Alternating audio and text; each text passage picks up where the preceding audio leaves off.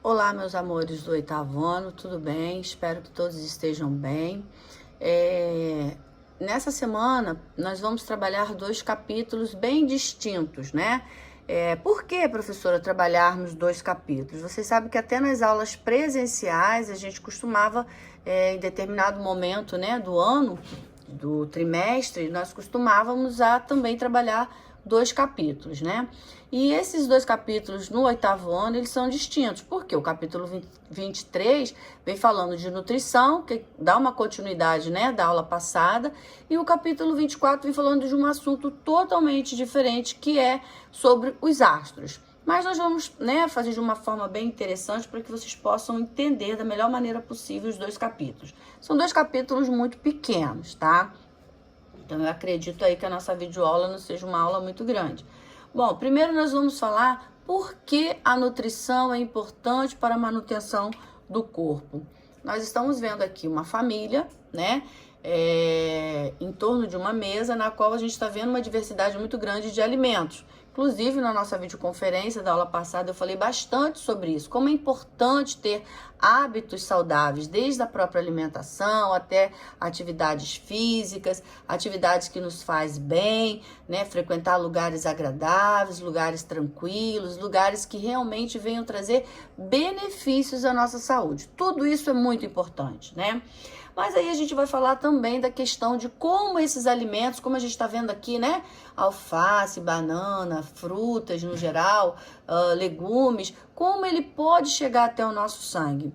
Quando a gente come, que a gente mastiga, a gente sabe que a gente tem uma ação mecânica, né? E é importante você ter uma mastigação muito boa para você. Quanto mais você contribuir com o seu sistema digestório, mastigar bastante os alimentos para que ele possa chegar no estômago bem triturado, você está ajudando o seu sistema digestório a trabalhar com mais facilidade. Quando você come rápido e mastiga, engole pedaços grandes, você sabe que você está dificultando aí o seu sistema digestório. Por quê? Não são essas macromoléculas, não são essas partículas enormes que vão conseguir chegar até o sangue. Então é preciso você mastigar bem, aí entra a ação, né, de todas as enzimas digestivas que a gente vai falar daqui a pouquinho, para que isso possa acontecer. Para viabilizar o processo digestivo, faz-se necessária a utilização de moléculas orgânicas pertencentes ao grupo de proteínas chamadas de enzimas digestivas. São essas enzimas digestivas que eu estou falando que vão contribuir para que seu organismo possa fazer com que essas partículas, né, essas enzimas vão trabalhar em cima dessas partículas que você mastigou, que ainda são macromoléculas, se transformem em moléculas menores, se transformem em moléculas que são as micromoléculas, para que elas possam chegar até as células. Elas não chegam em pedaços grandes, elas chegam em partes muito pequenas. Bom, para a gente começar a entender, a digestão humana, ela começa na boca. Primeiro a gente tem assim, durante o processo de digestão humana, o alimento segue o seguinte trajeto do tubo digestório. Ele começa na boca, né, e passa pela faringe, esôfago, estômago, intestino delgado, intestino grosso, até a saída que é pelo ânus, né? Mas para que isso aconteça, a digestão ela começa na boca. Então a gente está vendo aqui o esquema, né? Da parótida, submaxilar e sublingual. São algumas glândulas que vão fazer com que o alimento que você coloque na boca e que seja à base de carboidrato, ele comece a ser... começa o processo de digestão logo na boca. Então vai o alimento, quando você coloca o alimento na boca, automaticamente você já produz um fluxo de saliva, né? Que já é uma ação química. Aí entra a ação dos dentes e língua, que é uma ação mecânica. Você vai mastigar, a língua serve para movimentar o alimento para lá e para cá, e aí essa mastigação e essa insalivação vai formar o bolo alimentar. Então a boca é onde se inicia o processo de digestão dos alimentos, principalmente a digestão química dos carboidratos, né?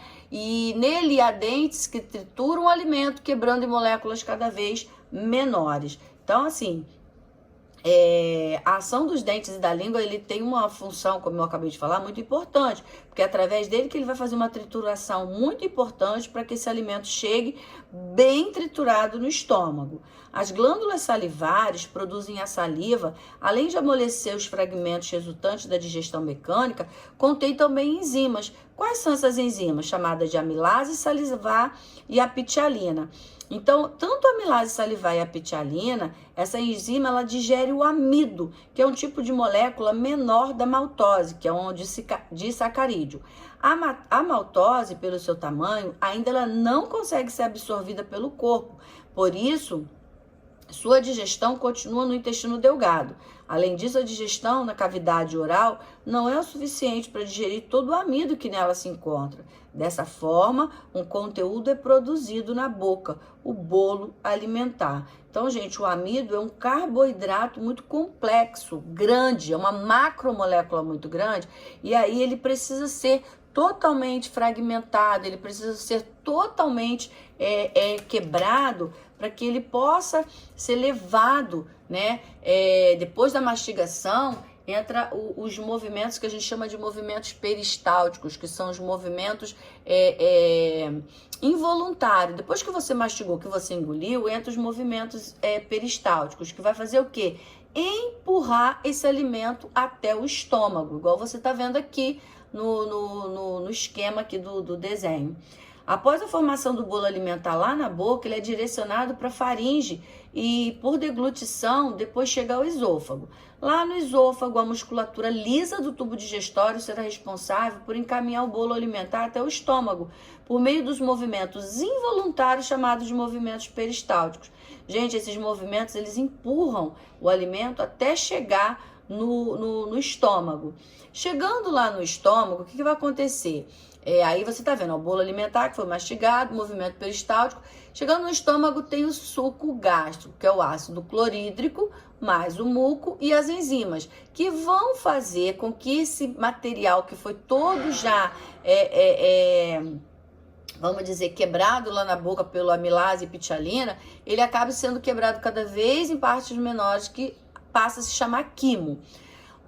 Lá no estômago, onde ocorre a produção desse suco gástrico, a pepsina, que é uma outra enzima, em meio de ácido, presença do ácido clorídrico. Inicia-se a quebra das proteínas. Proteínas essas que a gente encontra onde? Nas carnes, no peixe, nos ovos, né? Do estômago, o bolo alimentar passa ao intestino delgado, onde será banhado por sucos digestivos produzidos pelo pâncreas, que é a maior glândula que nós temos no nosso organismo, pelo fígado e pela parede do intestino, tá? A acidez estomacal, além de manter o pH adequado para a ação da pepsina, tá? Também é uma importante defesa contra bactérias presentes nos alimentos que ingerimos, uma vez que poucas bactérias vivem em pH ácido. Então, assim, a acidez que o nosso estômago produz, ela é importante tanto para fazer essa quebra dessas macromoléculas, como ela é importante também para ajudar naquelas bactérias que por um acaso entraram através dos alimentos, mesmo que você lavou, que você higienizou, enfim, ela vai ajudar também na quebra ou na eliminação dessas bactérias, tá? Bom, chegando no intestino, é o fim da digestão. Então, aí lá a gente vai ter o que no intestino delgado, tá? Primeiro, vamos entender o que é o intestino. É a porção mais longa do tubo digestório, alcançando cerca aí, gente, de 8 metros de comprimento. É lógico que ele fica todo enroladinho, né? E não dá pra gente perceber. Deste, cerca de 6,5 metros corresponde ao intestino delgado e 1,5 metro ao intestino grosso. O intestino delgado está dividido em duodeno, jejuno e o íleo. O intestino grosso, por sua vez, possui as seguintes divisões anatômicas: o seco e o colo, os ascendentes transversos, os descendentes sigmoides e o reto. Vamos falar do intestino delgado. Ocorre a maior parte da digestão e absorção dos nutrientes. Acredite se quiser. Muita gente acha que, né, pela digestão começar pela boca, muita gente acha que já, né, o ponto onde ocorre a maior parte da digestão. Não, a maior parte da absorção dos nutrientes dos alimentos, quando você come a maçã, quando você toma um suco de laranja, enfim, tudo que você come, a maior parte vai ser absorvido lá no intestino delgado. Por quê? Porque já passou pela boca, que já houve uma quebra das macromoléculas, chegou no estômago, onde ele foi totalmente detonado pelos ácidos, né? Então, esse órgão ele vai se dividir no duodeno, como eu acabei de falar, no jejum e no ilho. O quimo, ao chegar lá no duodeno, no intestino, estimula os hormônios, que é secretina e colecistocinina, que atuam na secreção do suco pancreático pelo pâncreas e da bile pelo fígado, respectivamente. Então, aqui a gente está vendo, ó, chegou aqui, lá no duodeno, tá?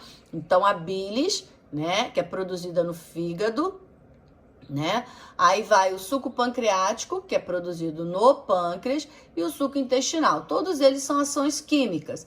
Juntamente com os movimentos peristálticos, que é o movimento de uma ação mecânica, ela vai transformar tudo isso em quilo, tá? E aí todo esse material já está praticamente pronto para ser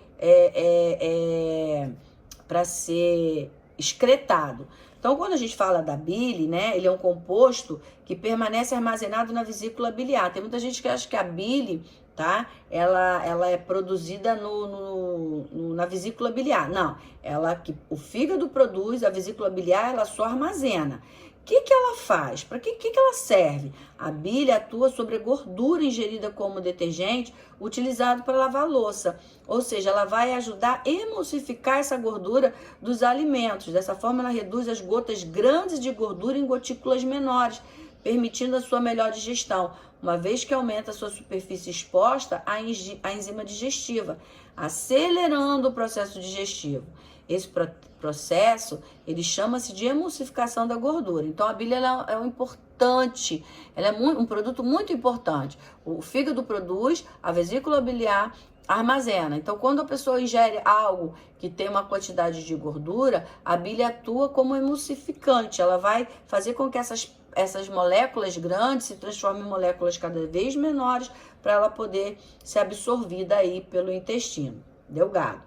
A função exócrina, que é uma glândula que secreta a substância para fora do pâncreas, na digestão é produzida pelo suco pancreático, rico em enzima digestiva atuante na digestão dos carboidratos, tá? Proteínas, lipídios, ácidos nucleicos, né? Então, todos essa glândula, no caso, que é a maior glândula que nós temos, que é o pâncreas, ela vai produzir esse suco pancreático para ajudar a degradar, né, uma ação digestiva, tanto nos carboidratos, nas proteínas, nos lipídios e por aí vai. Além das enzimas, o suco pancreático também contém bicarbonato de sódio, uma substância antiácida que elimina a acidez do quimo vindo do estômago e que favorece atividades das enzimas digestivas. Por meio desse processo, o quimo passa a ser chamado de quilo. Então, aqui a gente está vendo, né, de uma forma bem interessante, o intestino grosso, né, na qual a gente pode visualizar todas as partes, né, que é o colo transverso, o colo descendente, enfim, todas as partes, até a saída que é o ânus, aonde vai ser eliminado o alimento, tá? Então, vamos entender um pouquinho sobre... antes, né, vocês podem estar lendo pro nossa videoaula não ficar muito extensa, as principais enzimas produzidas, eu vou ler rapidamente, mas depois vocês, com mais calma, né, podem estar lendo, sublinhando, conforme a gente sempre fala para vocês fazerem nos capítulos. A amilase pancreática, que digere o restante do amido não digerido na boca, e moléculas de maltose. A lipase pancreática, que realizará a digestão das gorduras e moléculas de ácidos graxos e glicerol. Ou seja, ela vai quebrar os lipídios nesses dois tipos de ácido, graxos e glicerol.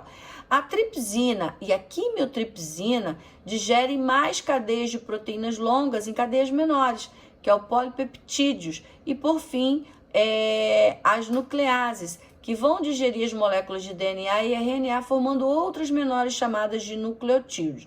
Então, são todas essas enzimas, todos esses ácidos que vão ajudar na digestão de cada tipo de nutriente, tá? Bom, uma coisa importante também que a gente não pode deixar de falar são as vilosidades, são essas dobras, né, que se apresentam no intestino. Então, as vilosidades aumentam muito o poder de absorção de água dos nutrientes. Essa, por sua vez, possui células com dobra superficial apical, que são chamadas de microvilosidades, que facilitam o processo absortivo, né, pelo aumento da área de contato com os nutrientes digeridos. Bom, a gente falou do intestino delgado, agora entra o intestino grosso. No início do intestino grosso encontra-se o apêndice, um órgão vestigial sem função digestiva nos carnívoros. A inflamação do apêndice leva a um quadro conhecido como apendicite, que torna necessária a remoção cirúrgica. Então, assim, o apêndice, né, que a gente está vendo ali, vocês podem observar direitinho ali, ele, na verdade, ele não tem uma função digestiva. Na verdade, estudam-se ainda qual a verdadeira função do apêndice. Mas no caso da inflamação dele, né, é preciso ser retirado rapidamente, porque causa um problema muito grave na saúde da pessoa quando ele inflama ou quando ele mesmo se rompe, tá? Bom, o intestino grosso, ele corresponde à parte terminal do canal alimentar e é responsável pela reabsorção da água, né, e alguns sais minerais e ainda presente no alimento digerido que ali chega. Então, quando pensa que já vai estar sendo eliminado todo aquele tudo aquilo que já foi preparado para sair, já passou pelo quilo, enfim, quando ele chega naquela parte ali, né, o intestino grosso, ele ainda tem essa função de absorver mais ainda a água, né, para melhor aproveitar, vamos dizer assim. Assim, o intestino grosso desidrata o que não foi aproveitado pelo corpo, né, formando uma mistura pastosa conhecida como fezes. É lá no intestino delgado que as fezes elas são realmente produzidas. Nas fezes podem ser encontradas ainda substâncias não digeridas, tais como a própria celulose, que reveste as células vegetais, e a quitina, que forma a carapaça de artrópodes, como o camarão, o caranguejo. As fezes permanecem armazenadas no intestino grosso até serem eliminadas pelo ânus, tá? As bactérias que naturalmente habitam o nosso intestino grosso são capazes de degradar algumas substâncias e de produzir certos tipos de vitaminas, como a vitamina K e a vitamina B12. Após todo esse processo, tá? A gente entende que após todo esse processo, a gente entende que as fezes estão prontas e no momento mais propício ela vai ser eliminada, ok? Então, gente, vou dar uma pequena pausa pra gente entrar no capítulo 24. A bateria do meu celular tá acabando, eu preciso conectar aqui o cabo, mas que espero que vocês tenham entendido todo esse trajeto do alimento até chegar na forma de fezes para ser eliminado. Tá bom? É importante, sim, uma boa alimentação, fibras, né, para que o nosso intestino possa funcionar bem. É importante a ingestão de muito líquido, principalmente água. É através desses hábitos saudáveis, é através dessas condições que nós vamos manter nossa saúde, que nós vamos manter a qualidade de vida, tá bom? Já já a gente começa a falar do outro capítulo 24.